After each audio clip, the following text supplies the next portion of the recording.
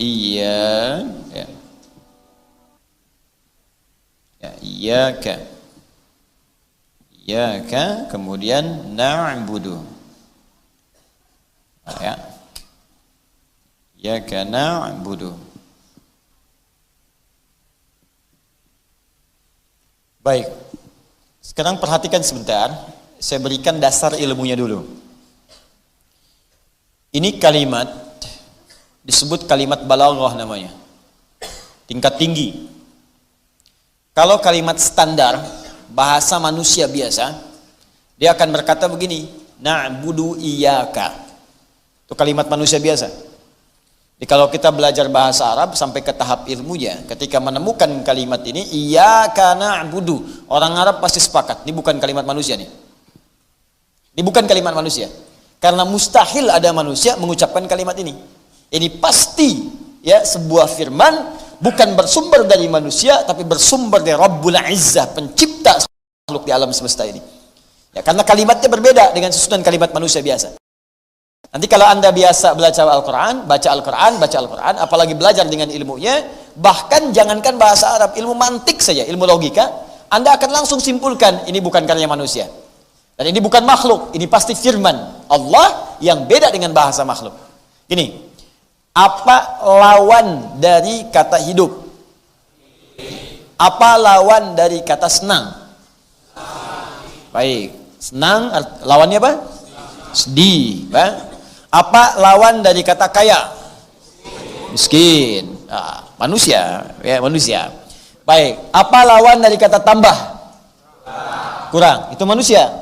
Sekarang Quran surah ke-14 ayat 7. La in syakartum la azidannakum. Kalau kalian bersyukur, aku akan tambah nikmat untuk kalian, tambah. Wala in kafartum, tapi kalau kalian enggak syukur, ingkar. Lawan dari tambah apa? Kurang kan? Kalau bahasa manusia, aku akan kurangi. Tapi karena Allah yang firmankan, bukan dikurangi, karena sifat Allah enggak pernah mengurangi nikmat.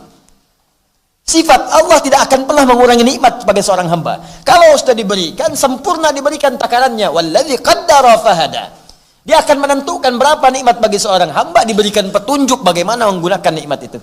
Tapi kalau petunjuknya nggak dipakai, kata Allah nih, saya berikan harta, pakai untuk cari surga. Sebagian pakai untuk nafkah, kehidupan keluarga, sebagian rencanakan untuk masa depan, sebagian gunakan untuk cari akhirat, gunakan infak, sedekah dan sebagainya. Kalau Anda keluar dari garis itu, inna azabi lasyadid, saya ancam kamu dengan hukuman. Ya, itu kalimat Tuhan, kalimat Allah.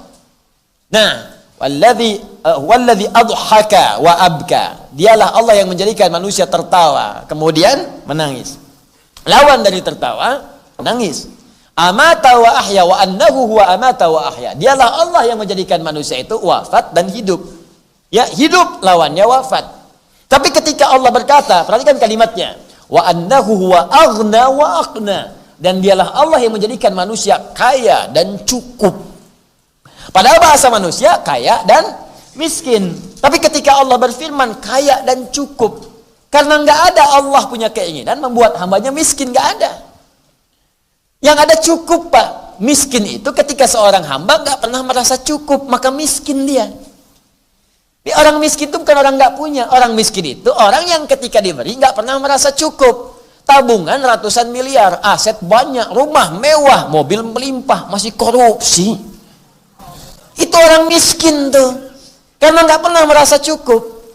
Ya, yang nggak punya mobil saja bisa ke masjid. Yang dikasih sepeda, kasih mobil, kasih motor, masih belum cukup juga itu semua mengantarkan dia ke masjid. Miskin orang itu. Miskin. Jadi jangan bangga kalau harta Anda banyak, rumah Anda mewah, tapi itu belum mengantarkan Anda untuk ibadah. Berarti Anda masih miskin. Karena Anda belum merasa cukup mendapatkan wasilah untuk mengantarkan ibadah. Harusnya berpikirnya itu lebih dalam lagi. Ini orang banyak banget yang kaya ya, nggak punya sepeda, masih ke masjid, kaya.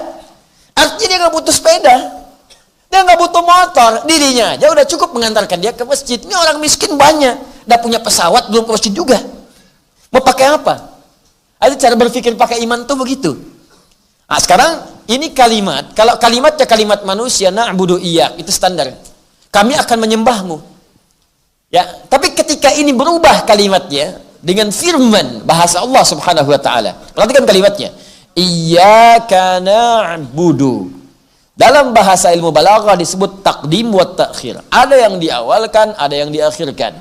Lebih spesifik lagi, ketika kita ingin mengkhususkan sesuatu dan mengawalkannya, mengedepankan sesuatu yang spesifik, maka berubah ilmunya dalam balaghah disebut dengan al-ikhtisas.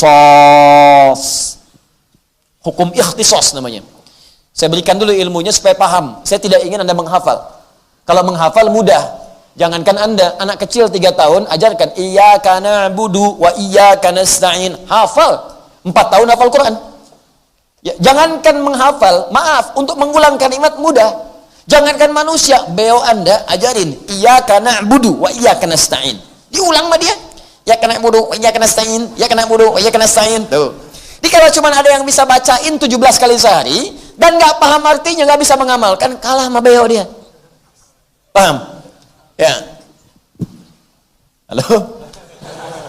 Ya, ingat, coba bedakan antara manusia dengan kalau beo cuma diulang-ulang, ya kana na'budu, ya kana nasta'in, ya kana na'budu, wa ya kana nasta'in, kita tidak baca dengan ilmunya untuk menunjukkan bahwa anugerah ayat itu diberikan untuk mendapatkan keistimewaannya. Ini rumus pertama, yang ini disebut ikhtisas namanya, al-ikhtisas.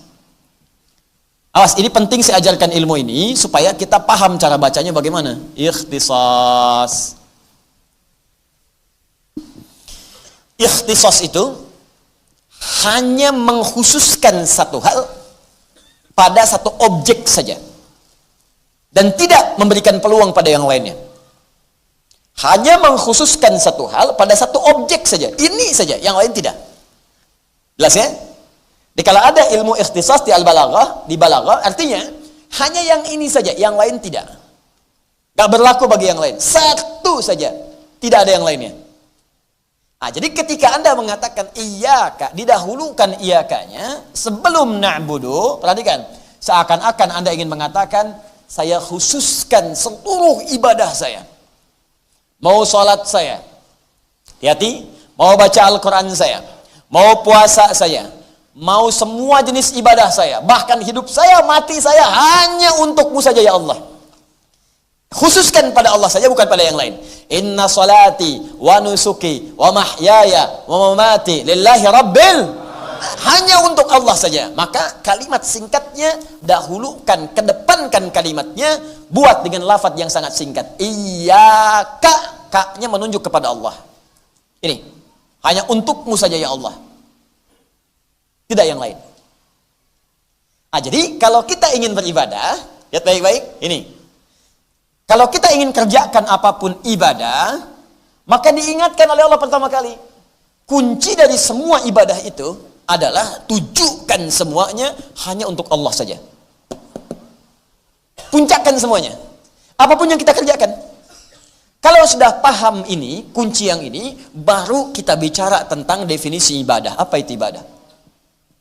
Dan bagaimana menjadikan semua ibadah ini karena Allah saja. Ketika Anda jadikan semua ibadah karena Allah, maka akan terbuka semua pintu-pintu kebaikan yang kita inginkan itu.